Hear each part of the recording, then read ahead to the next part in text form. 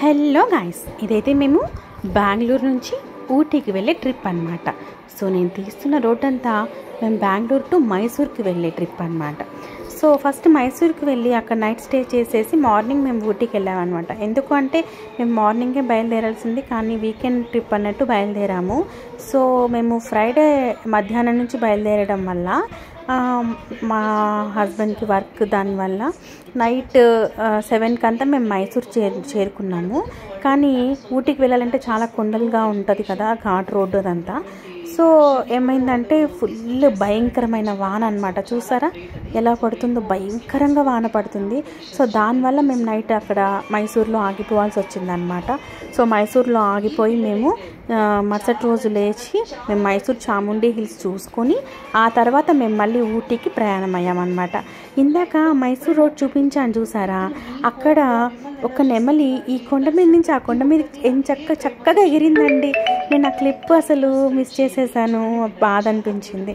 So ఇందాక చూపించాను కదా, అది మేమున్న హోమ్ స్టే అనమాట మైసూర్లో. సో ఇది చాముండి హిల్స్ రోడ్డు, చాముండి హిల్స్కి వెళ్తూ ఉన్నాము.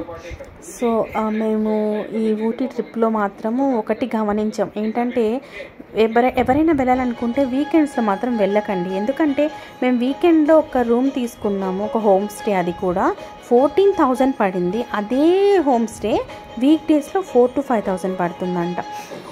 అది హోమ్ స్టే అదంతా చాలా బాగుంది. కానీ మేము ఏమంటే వీకెండ్స్లో పోవడం వల్ల మాకు వాళ్ళు 14,000 తీసుకున్నారు. సో ఇది ఊటీ ఘాట్లో వెళ్ళే దారిలో, మైసూర్ టు ఊటీ వెళ్ళే దారిలో బండిపుర ఫారెస్ట్ అనమాట.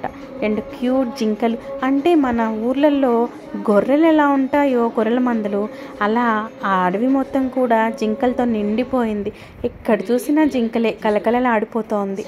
సో మేము మళ్ళీ రిటర్న్ అయ్యేటప్పుడు, ఈ ట్రిప్లో అయితే, వెళ్ళే ట్రిప్లో అయితే మాకేమీ ఏనుగులు గట్రా కనిపించలేదు. కానీ రిటర్న్ అయ్యే ట్రిప్లో మాత్రము మాకు ఒక 4-5 ఏనుగులు కనిపించాయండి. కానీ చీకటి పడిపోయింది, 2 పిల్లల్ని నేను మేనేజ్ చేసుకోలేక ఆ వీడియో అయితే నేను తీయలేదన్నమాట. అంటే కనబడతాయి అన్న ఆలోచన లేదు. సో అందుకని నేను ఫోన్ చేతిలో పెట్టుకోలేదు. కానీ చక్కగా పక్కనే కనిపించాయి అన్నమాట. రిటర్న్లో చాలా నైట్ అయిపోయింది, 9 o'clock అయిపోయింది ఘాట్లోకి ఎంటర్ అయ్యేసరికి. సో నేనైతే ఆ వీడియో అయితే స్కిప్ చేశాను అనమాట.